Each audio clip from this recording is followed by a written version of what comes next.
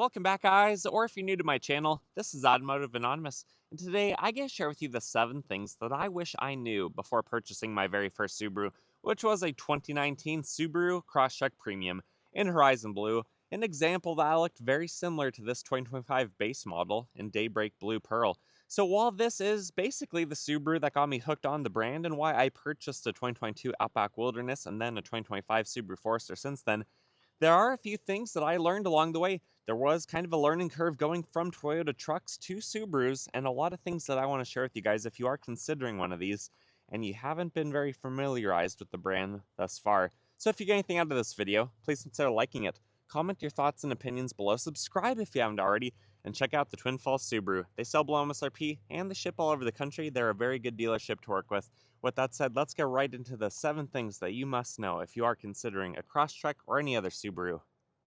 So one of the first and most pleasant things I learned about the Subaru ownership experience, especially after coming from an Access Cab Tacoma, which I know is not very comparable to this, is just that this vehicle really didn't have a lot of sacrifices.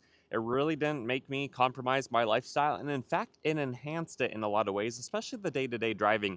My Access Cab Tacoma was a 2017. I put over 30,000 miles a year on it, so I was driving a lot at the time. Not only is this a smoother, better driving vehicle, lower center of gravity, probably better visibility too, and you actually have over 20 cubic feet of cargo capacity behind the second row, and you can fit full-size adults in the back seat. Something that I always felt ashamed of, having to stuff people in the back of my old truck, is that this vehicle, it just does everything really well. And because of what it is, because it's a Subaru with nearly as much ground clearance as my Tacoma had, it really didn't hinder my life. I could still drive a lot, and I could do all the things that I wanted to do, but I could do them with more comfort, better visibility, and more protected cargo area. I no longer was having to worry about how to stuff a gallon of milk behind the second row or the back of the bed area unless you have a system in place to hold everything from sliding, or you have a composite bed like the Tacomas had. That was often a problem.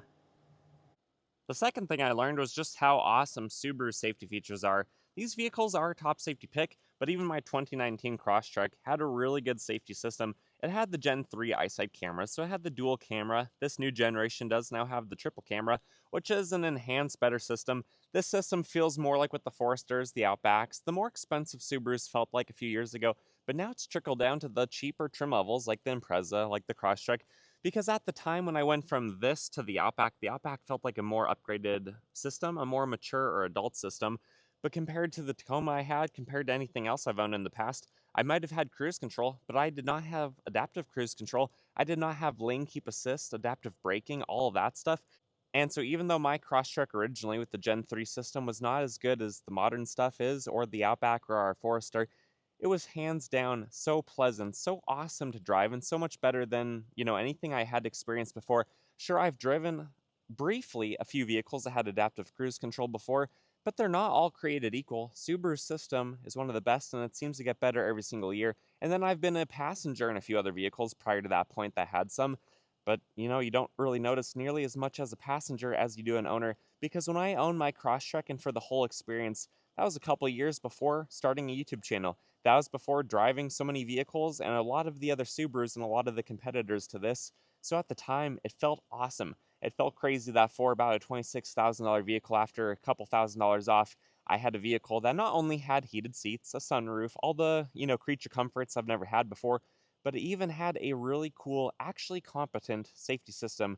And that's one of the things that I really appreciate about Subaru, that they have even figured out how to throw on their eyesight cameras onto the manual WRXs, the BRZs. Basically every vehicle that they make now has all of these standard safety features, and that's a huge reason to consider Subarus if you are in the market for something like this. But although the subcompact that the Crosstrek is was super handy, super convenient, and honestly extremely refreshing for me to drive around after having my bigger, clunkier, less nimble, pickup truck, this vehicle I did eventually outgrow. I had the thought originally that, oh, that has a hatch, it has a pretty high roof line for what it is. I could car camp back here. But at 5'11", I never decided to car camp. I'd probably have to be by myself. You'd have to move all of your stuff to the front seats, so the other side. You'd have to move everything forward. You'd have to get a mattress probably that fills in the gap between the headrest and the back seats. So at 5'11", it is pretty easy to get back here. If I was a little bit shorter and I had a nice comfy mattress, I totally could get back here. but it's not the most convenient. I'm going to be quite diagonal. I'm probably going to wake up with a kink in my neck. And honestly, I just kind of outgrew the vehicle. There is a lot of cargo capacity, especially if you are single or you have a small family. This would work really well, but for where we were at life, all the things that happen over the years as you grow and you get further in, this was starting to be outgrown. It was starting to show its size, which again, it is a subcompact. It is a pretty small vehicle, but honestly, now that I'm sitting in the back of this with the hatch open, it would be cool to get a hatch tent on any of the hatchback vehicles like this. And this would be a nice place to be, but it's just pretty tight. It's pretty cramped. And this might be nice for a few hours, but I don't think I'd actually want to sleep back here at my size. The fourth thing I learned relates to the powertrain, and it's going to be most relevant for you guys considering a used Crosstrek or a 2025 and newer base model. It's because the 2-liter is not extremely adequate, especially compared to the 2.5, which really should be the starting point for this vehicle and more comparable to a lot of the competition. But this is the 2-liter. You really can't tell any differences mechanically from under the hood because it does look exactly the same, even the intake manifold, as the 2.5-liter. But after putting over 40,000 miles on my 2-liter Premium Crosstrek, it just wasn't sufficient for the kind of driving demands that I put it through. I know a lot of you guys have a different driving regimen than I have. A lot of you guys are even at sea level where you make the full 152 horsepower. But where I live, 4,000 feet above sea level, and hot summer days can do the equivalent of 7,500 density altitude. That means a naturally aspirated engine like this is down 25% power, meaning an engine like this is making less than 120 horsepower. Now imagine going up an incline, trying to pass people, going up a mountain pass even higher during the summer. I know during the winter the density altitude would be lower, but the true altitude would be higher. Basically what I'm trying to say is this vehicle really struggled, where most of my driving to do 30,000 miles a year was at highway and interstate speed, a lot of 65 to 80 miles an hour. And there's a lot of farm equipment, a lot of tractors, a lot of semis, a lot of things like that. And they have to pull out in front of you sometimes. They have to get up to speed. You have to do a lot of passing, especially on 2-lane, like 1 lane each direction roads, where if there's a semi going 50 miles an hour, the road is 65. You have to get around it. And these really start to suffer for horsepower, for oxygen at those speeds.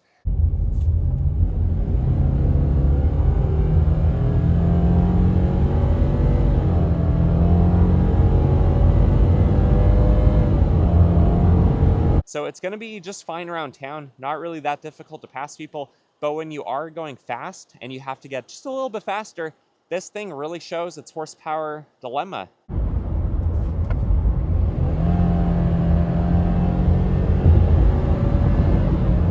So something to consider if you are considering a used one is the 2.5 is a much better, more competent engine power plant than the 2-liter, and the extra 30 horse will make you feel a lot safer when you are passing people. The fifth thing you should know is that when I bought this, I bought it because I was trying to make a practical decision. It got better MPG. It looked, more family friendly than my Axis cab pickup. And I was just trying to make an adult decision when I decided I'm going to trade in my last pickup truck, at least for a while, for a hatchback, for a safer, more efficient, overall just better vehicle, and a new one with the warranty, because after 30,000 miles or more per driving per year, after 2 years, my Tacoma was already completely out of warranty. But I bought this because I got a good deal on my Tacoma. I didn't buy it because it was the right vehicle for me. And in Horizon Blue, I never really was super fond of that color. I honestly, even back then, wanted Ice Silver Metallic, and that just wasn't offered in the exact trim level I wanted. So while I do think this vehicle is a little bit better now, everything has improved, the price is a little bit higher than when I bought mine because this base model now costs as much as my loaded Premium did. But it does have a lot more features. It is a better design. Things just get more expensive with time, but they also get better and you get more for your money overall. But it just wasn't the right vehicle for me. So after a couple of years, as a performance enthusiast, mentioning, the acceleration was pretty poor doing 0 to 60s when I actually had my GPS way before YouTube, probably doing as slow as about 11 seconds during the heat of the summer with me unloaded in the vehicle. It just didn't really tickle my interest, if that makes any sense. At the time, I did have the LS1 Trans Am. I bought that partially through this to kind of hold me over for an enthusiast car, so then this could be my practical family car. But honestly, still after 2 years, I just couldn't do it anymore, and I had to let it go, and I didn't kind of know why I bought it to begin with. I do have a lot more respect for this platform now, just because I love what this is, even though it's the last Subaru wagon, even though it's a tiny little hatchback, now that the 2026 Outback is totally different. I do respect it more. I feel like this has a really good place. It just wasn't exactly for me. But when I saw the Outback Wilderness, it was the bigger, more powerful, more blacked out off-roady version of the Crosstrek. That sparked my interest. That reminded me a lot of the FJ Cruiser and my Tacomas of the past, so I had to have that one. But this was not really an emotional decision, and being a car enthusiast after a few years, I just couldn't hold on to it any longer. So make sure when you are buying a car or considering it, that you're not just being practical, but if you're going to spend that much money, that you actually pay for something that you want. And for some of you guys, this is exactly what you want. But for some of you like me, it's not, and you do desire something a little bit different, or something that tickles your interests just a little bit more to keep you entertained and to keep you wanting to hold on to it for as long as you can. The sixth thing I've noticed and really have loved about the Subarus and every other one that I've owned ever since then is just how unstoppable this little go-kart was during the wintertime. Especially coming from my Tacomas and my FJ Cruiser, all those things were very top-heavy. They did horrendously poorly in the winter, despite what some people think because it's a 4x4 off-road SUV, truck, whatever. They just suck. Honestly, they do. This thing completely outperformed any of the vehicles I've owned before, even on the factory all-season tires that my Premium came with. Even though those weren't nearly as good as the tires, the all-terrain tires I put on from Les Schwab on my last Tacoma most recently to this thing hands down, all-wheel drive, completely outperforms the 4x4 driving system that the Tacomas and my FJ Cruiser had, and I didn't have to worry about twisting the knob anymore to turn it to two-wheel drive, four-wheel drive, and to switch all those things around. This thing just at every speed, it did better, and I think a lot of that is just how good the all-wheel drive symmetrical system is, but also having the lower center of gravity not being, 1,000 pounds heavier from a truck, it just is crazy how good these perform. And I do have a few videos of newer Crosstreks in the winter from about a year and a half ago if you want to watch any of those videos, launching through, some fairly deep snow and things like that. But overall, the Crosstrek, just like all the other Subarus, have felt like an unstoppable tank, with the exception of the one time I did high center my Crosstrek. Basically, I was on my way home from doing some home health physical therapy. I was way out in the country, hence why I put so many miles on. And I came across a road that only had one set of tracks. And it was probably about a foot of snow, at least everywhere else. Between the set of tracks, though, the underbody of the vehicles and the SUVs before that had kind of flattened it down a little bit, so my Crosstrek could easily get to where I needed to go. But on the way home, I tried to make my own track, and I failed miserably. I wasn't going fast enough because I was being fairly cautious, and I did high center myself and I had to get a little bit of a tug to get out of there. But overall, I've never been stuck permanently in a Crosstrek or any other Subaru, and these things just handle so well and so much more convenient than any of the other vehicles I've owned. And the seventh, and one of the most important things as well, is this was just a very dependable vehicle. Even with the 2-liter and the CVT that I sometimes had to rev out to, avoid sticky situations, especially on the interstate, where there's on-ramps that are short and you have to get out of the way of big semis and other trucks and things like that. It just was extremely dependable. It never left me stranded, it never didn't start, and mine didn't have a single issue. I can't even remember if it had any rock chips in all that time. It maybe had a few that I self-filled, but I don't remember because that was, 4, 5, 6 years ago when I owned it. But overall, it was just awesome. It never got worse than 30 mpg with the 2-liter. And again, most of my driving at 80 miles an hour, that's pretty impressive. The best it ever did was in the mid 40s. That was on a camping trip driving about 6 miles round trip, going about 55 to 60 miles an hour, up and down through hills. It was just astonishing what this actually could do. So at the time, it was just a darn good vehicle. It didn't tickle my enthusiast interests, but it did everything that a normal person would want it to, especially if you don't need a bigger vehicle than this. There's not really a whole lot of purpose to driving a bigger vehicle. It's going to be heavier, go through tires faster, get worse MPG, be harder to park, less convenient to drive, handle corners worse. But this vehicle, it was just great. It did all the things I needed it to do. And my problem is I'm a car enthusiast and I like to experience new things. Otherwise, this was great. Ultimately, I think the Crosstrek is a fantastic vehicle, and like I mentioned earlier on one of my points, I have a little bit more respect for it now. I appreciate it a little bit more than I did before. Because I've driven so many other vehicles, I really think the Crosstrek is one of the best bargains you can buy, and especially where a couple of the trim levels can be had for under $30,000 after a good discount. It's just astonishing how great these vehicles are, how well they do a lot of things. I don't think I would buy one anytime soon, mostly for the purpose of needing a bigger vehicle. Even our Forester and our current RAV4 hybrid are barely cutting the bill depending on what we need for space and storage. I really don't want to buy a bigger vehicle than that anytime soon unless absolutely necessary. but I do think something like this would be really fun to have again someday. I of course wish it offered the 2.4-liter naturally aspirated or turbo engine found in some other Subaru models, but as it is, it's just a great vehicle, and I think for the majority of people, this is all that you need. If you're not going to outgrow it, if you don't need more storage than this is great. I highly recommend you test drive one for yourself if you are in the market for this or any of the other Subarus.